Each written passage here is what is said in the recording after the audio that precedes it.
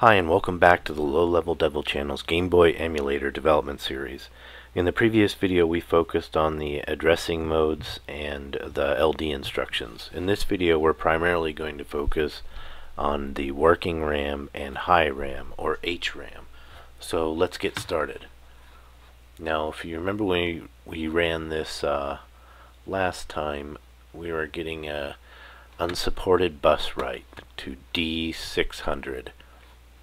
So let's look at our memory map that we have in the comments.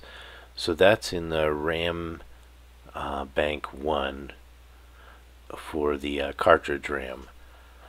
So let's start updating the bus read and the bus write methods to map to each of these individual mapped sections. So let's see, we'll start off with, we'll add our else if here. And in this time we're going to, I think we're going to start with 0x A000. So anything under that is going to be this character map data. So CHRAM and BG map 1 and BG map 2. More about those later, but for now I'm just going to say no impl, because we'll focus on actually implementing those a little later. So now let's go with the address being less than E000, so that's going to be C to DFFF, which is the, actually, let me change that, C000, because that'll be, yeah, so that's going to be the cartridge RAM. Some cartridges actually have RAM that you can access as well, and I'll just use the cart read for that. And now we can do the E000.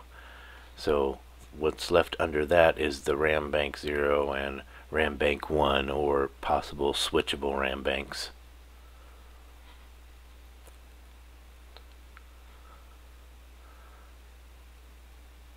And that is also known as the working RAM. So you'll hear it called the WRAM or working RAM. So, and I'm going to have a new function, WRAM read, to handle that. Okay, and now the next section, which is going to be less than FE00, that is going to be the reserved, aka echo RAM. I really don't know much about that, but I know that we don't need to use it, so I can just say it's reserved echo RAM and just return 0. The next section would be the object attribute memory, so that's between let's see, FE00 and FE9F, and we'll get to that once we start implementing the PPU, but I want to get this CPU emulation primarily finished first. So I'll add a to-do, not a to-do up here, just so we don't forget to implement those. And let's see, so the next section is going to be FF00. So anything that's up till there, which is another unusable reserved section. So for that we can just return 0.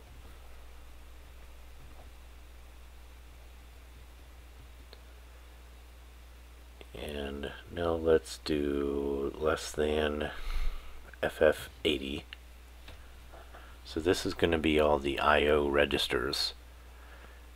And again, we'll get to implementing the I/O registers later. That's going to be controllers and other things like that. And finally, we're going to just check, is it the very last byte, FFFF, because that's a CPU enable register. So a CPU interrupt enable register. Yeah, I think we'll implement that later in this video, but just to get this section done, I want to kind of go through it. So anything that's left over is actually going to be between FF80 and FFFF, which is going to be the high RAM. I'm going to add some of these printf statements in front of these no impls so we'll know where it actually stops if it hits one of these.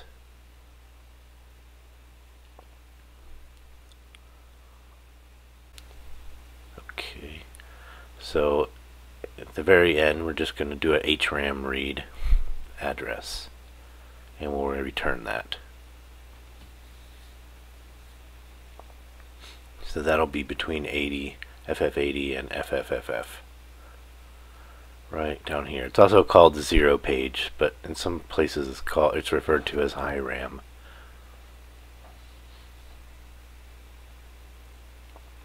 Now we need to implement them in the bus write as well. So why don't we go ahead and start doing that here.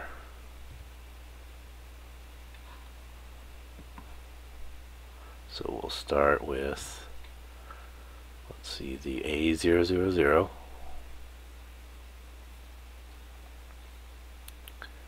Okay, char map data.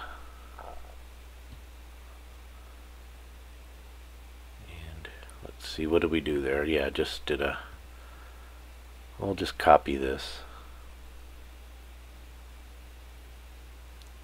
We'll put the to do there as well. And this will be bus write. I'm just going to copy that. So now we'll do C000, and then that's the ext RAM, or also known as the cartridge RAM. So we'll do cart write address and value and return. Let's see. I actually don't think we need to return.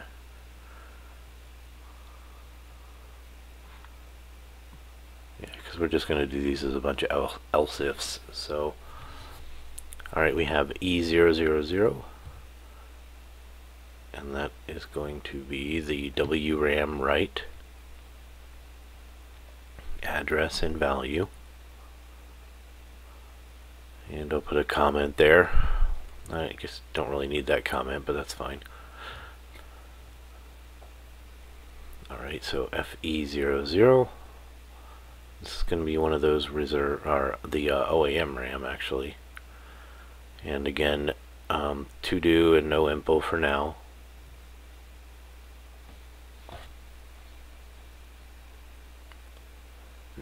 FEA0. Am I missing something? Yeah, that should be FEA0, I think. Yeah. Yeah, let me move this up here. So the FE00 is going to be the Echo RAM. Then under FE, yeah. Under FEA0 is going to be the the object attribute RAM, and then this next section will be under FF00. It's going to be another unreserved section, or unusable reserved section.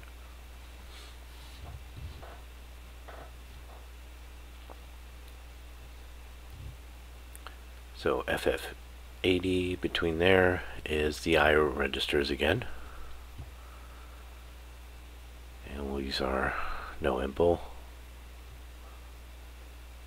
We'll gradually fill in these no impl sections as we get to them in the next videos. Then our CPU set enable register.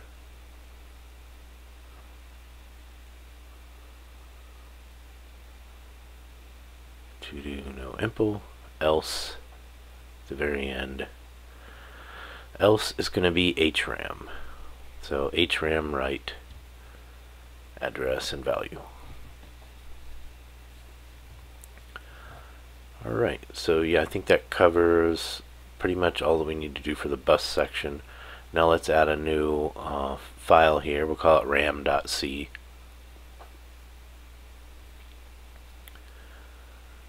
And let's see, we can add a header file as well, ram.h. And that's going to be our WRAM read, WRAM write, HRAM read, and HRAM write. So let's kind of paste these into our ram.c. So include ram.h. Oh yeah, first let's create a structure to hold our RAM context. We have two types of RAM. We have the WRAM, which is 0x2000 bytes. Let's see, and we have our HRAM, which is 0x80 bytes.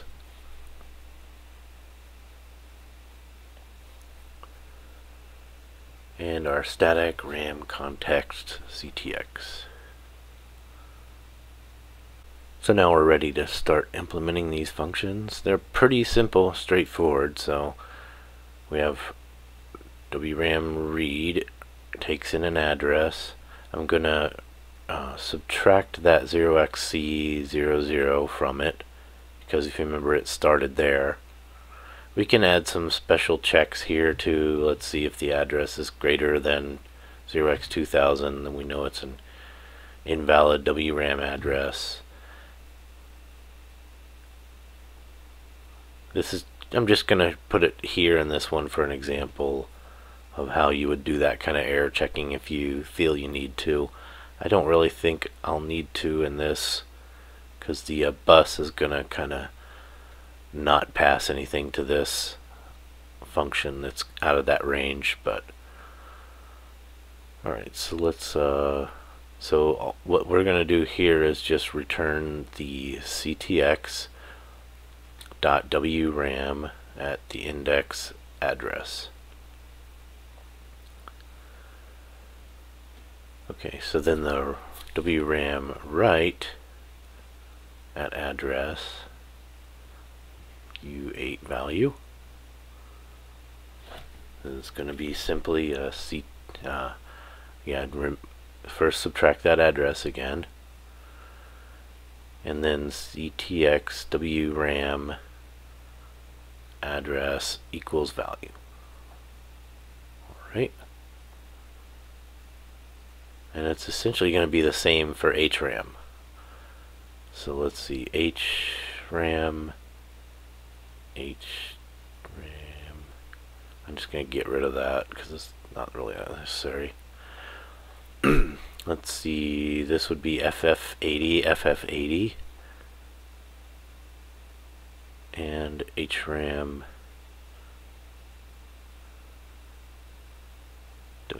HRAM, okay. And was that everything? Yeah, that should be HRAM. This should be WRAM. There we go. Yeah, and that's all there really is to these two RAM sections. That's pretty simple. Let's see if we can compile that. Okay, looks like we just have some missing headers. Can include ram.h. Okay, looks good. And now let's try to rerun this. And you see we don't have the invalid bus read. I think it was a read, right? Yeah, so the invalid bus read anymore. So now I think we can start showing more data in our debug output.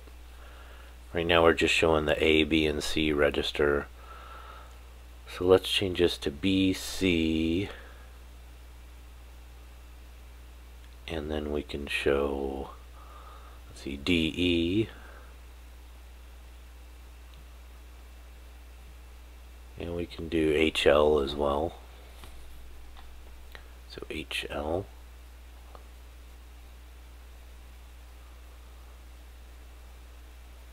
Okay, I'll just do a return. So simply ctx.regs.d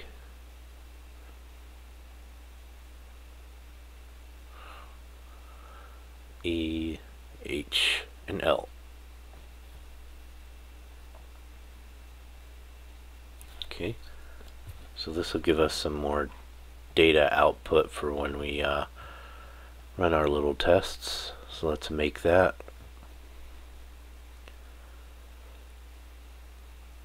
Okay, yeah, none of the registers have been updated, except I guess that very last one you can see A changed from 01 to 00, but that's not really of that much use to us yet. Let's run another one of these, maybe the mem timing one. And let's try the Tetris. Here we can see HL is being set to DFFF. We have the load FFDF into HL. So if you look at that, that's this one right here. Yeah, load D16 into HL. So we can at least see that that load instruction worked, putting it in the right place. So we FF and DF. And then it looks like our C got set to 10. The 0E instruction is load C D8. This one here. Okay.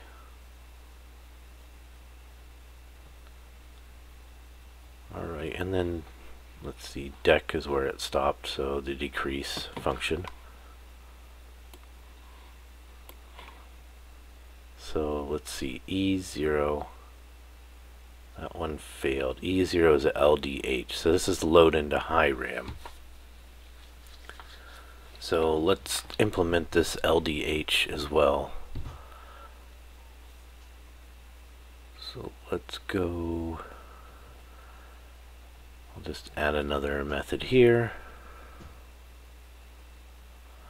Static void proc LDH.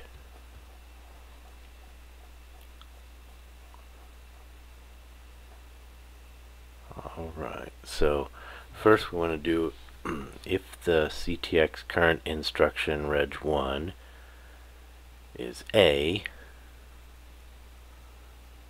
that means we are going to be setting that register. We're going to actually read the value from the C register and OR it with FF00 so that it actually reads it from high RAM. So otherwise we're going to be doing the opposite. So we're going to be writing to high RAM FF00 ORed with the fetched data location, and we're going to grab it from regs.a. We could also say CPU read regs reg2, but we know this is only works on A, so we might as well just do it this way. And this also requires an extra CPU cycle, so I'm putting my EMU cycles there. Now let's look for the LDH in, we need to add it down here to this map. Calling this a map, but it's just an array. LDH, LDH, that's easy enough.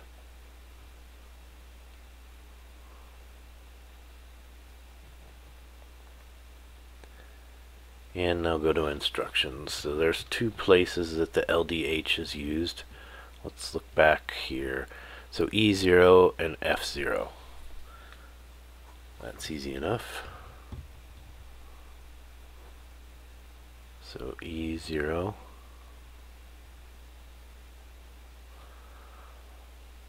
IN LDH. The addressing mode is AM, let's see, it goes from A8 to a register. Okay, I think that would be D8 register, or do I have an A8? Yeah, AM A8 register. And the register type none and register type A.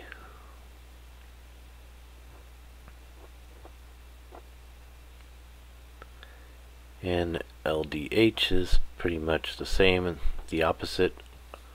Let's do 0xF0 equals IN LDH AMR A8, and then register type A.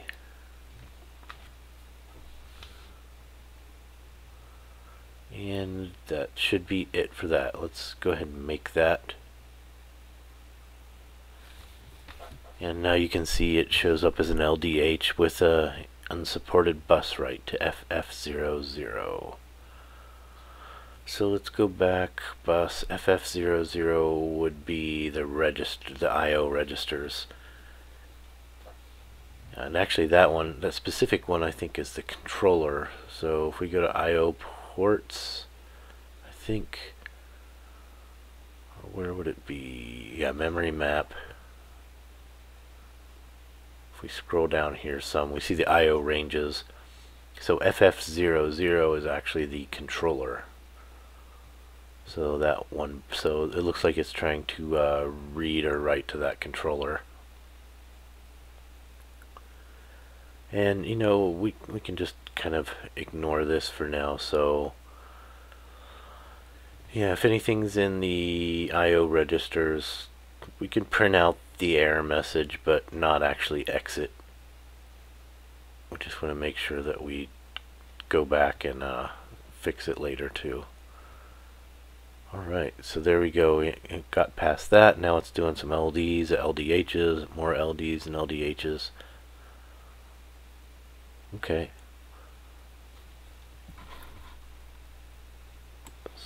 So let's see. Now from there we also see this FFFF.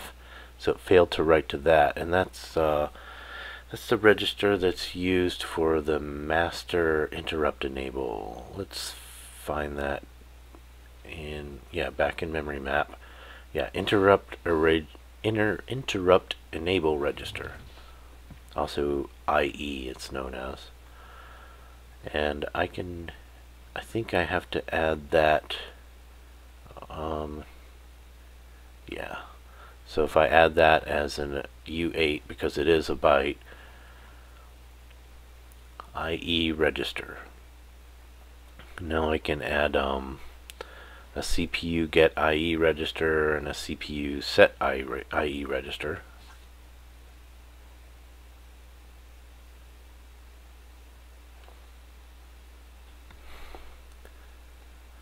I'll put those in, let's see,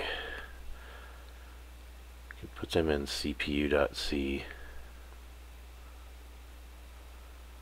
It's simply going to do returning the CTX IE register and setting the CTX IE register.